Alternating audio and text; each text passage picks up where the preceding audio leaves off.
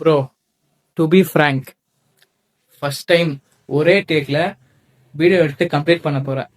As a பிகினரா in content கிரியேஷன்ல single டேக்ல முடிக்கணும் இந்த வீடியோவை. ஸோ நம்ம இப்போ டாபிக் உள்ள வந்துடலாம். டாபிக் என்னன்னா, நீங்க இப்போதான் ஜிம்முக்கு போறீங்க, ஒர்க் அவுட் பண்றேன் ப்ரோ, ஆனா எனக்கு வெயிட் லாஸ் பண்றது எப்படி, வெயிட் கெயின் பண்றது எப்படின்னு தெரியலனா நான் சொல்றேன் கேளுங்க. ஃபர்ஸ்ட் என்ன பண்ணணும்னா, ஃபர்ஸ்ட் உங்களோட மெயின்டெனன்ஸ் கர்வ்ஸை நீங்க தெரிஞ்சுக்கணும். ஏன்னா ப்ரோ மெயின்டெனன்ஸ் கர்வ்ஸ் சொல்றேன் அப்படின்னா என்னன்னு கேட்டீங்கன்னா, மெயின்டெனன்ஸ் கர்வ்ஸ் தெரிஞ்சுக்கிறது எப்படின்னா, நான் ஆல்ரெடி ஒரு வீடியோ போட்டிருப்பேன். அந்த வீடியோ போய் செக் அவுட் பண்ணி பாருங்க. ஓகேவா? இப்போ நீங்க உங்களோட மெயின்டெனன்ஸ் கர்வ்ஸ் தெரிஞ்சுக்கிட்டீங்க. ஸோ இப்போ நீங்க வெயிட் லாஸ் பண்ணணும்னா உங்களோட மெயின்டெனன்ஸ் கர்வ்ஸ்ல இருந்து 300 to 400 கலோரிஸ் கம்மியா சாப்பிடணும். அப்போதான் உங்களோட வெயிட் டிக்ரீஸ் பண்ண முடியும். அட் த சேம் டைம் நீங்க வெயிட் கெயின் பண்ணணும்னா உங்களோட மெயின்டெனன்ஸ் கலோரிஸ்ல இருந்து 300 to 400 கலோரிஸ் அதிகமா சாப்பிடணும். அப்போதான் உங்களோட வெயிட் கெயின் பண்ண முடியும்.